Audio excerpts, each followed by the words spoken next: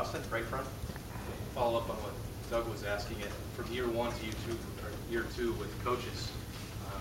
Luke talked about maybe some struggles early in the year with that staff gelling. How important is that stability for you? How much of a priority is to keep that group together? High priority, but it's also, I understand the profession, and I understand guys taking care of their families, and it is, that part of the game is a business, so I certainly understand that. I'd like to think at a place like Ohio State, you only leave here to become a head football coach. You know, if a guy's leaving here to become an assistant somewhere, I'd kind of look and say, what the hell are you doing? But I get it. You know, you do it, this day and age of titles, it's like people walk across hot coals nowadays for a title. I never had a title in my life, so other than do a really good job. So I don't know. I don't anticipate a. What are the expectations of the guy on your staff? If that is, do you want to be involved and know about it all along because you have to? Oh yeah. I better know about it. Yeah. Back left. And they're good. They're I've always had very professional guys. Hey, I got a phone call. What do you think? You know what? One time I did it. Won't get into that now. Matt McCoy, WTVN. Looking ahead to next year, this year people knew about Braxton, but he wasn't a national name, so to speak. You're going to go into next year, and he's, I already imagine Heisman talk, and you're also going to go in instead of a 6-win team, a team that's going to be top 5 and everything. Is part of coaching dealing with expectations like that, and more of a media crush and things like that? And is that kind of what you were talking about with dealing, keeping the chip on your shoulder? I think that's that's our job. That's why I think that's Tom Herman's job. Our quarterback fundamentally wasn't the best fundamental quarterback in America. So Tom Herman and I are going to have a chat. Why didn't that happen? And that's his job to explain to me why it didn't happen. This is big boy football, and that's your job.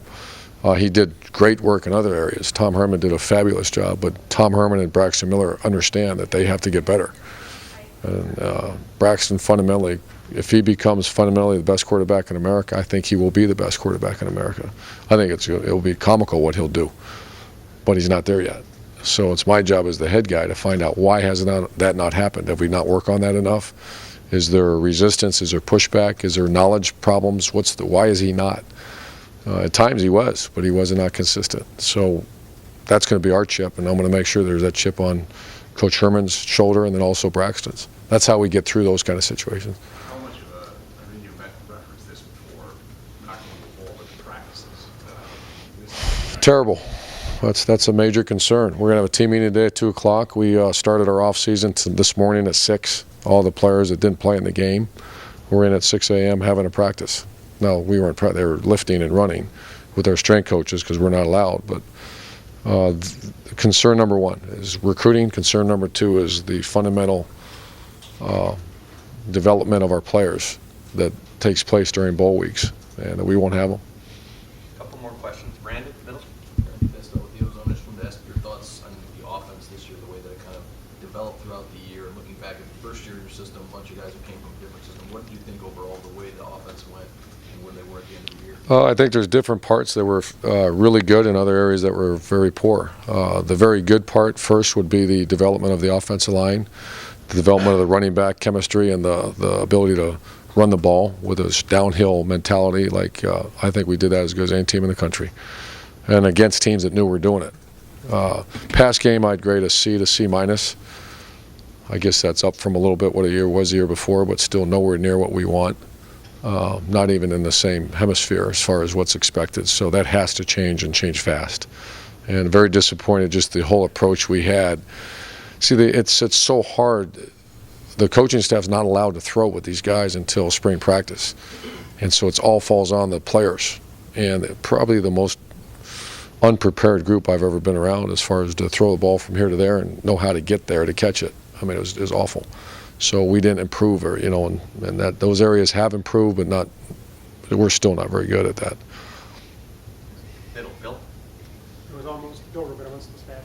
It was almost exactly a year ago that you took this job. What has this year been like for you? How have you developed as a man, a coach?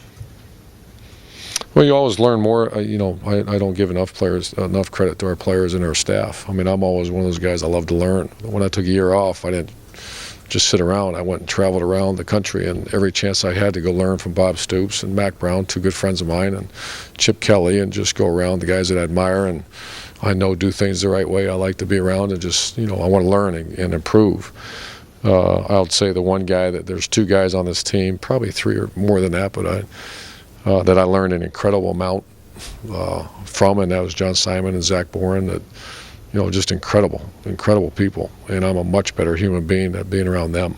And to the point where, there's a couple times you wake up in the morning, and I don't want to say I don't like what I saw, but it makes you really self-evaluate when you ever see what some of these kids do. It's amazing.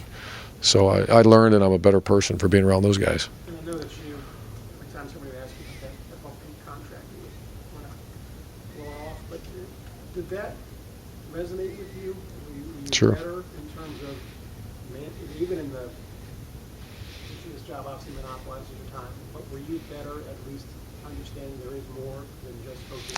Well, I'll give you examples that every Sunday I busted out here at noon and went and watched my son play football. That would have never happened.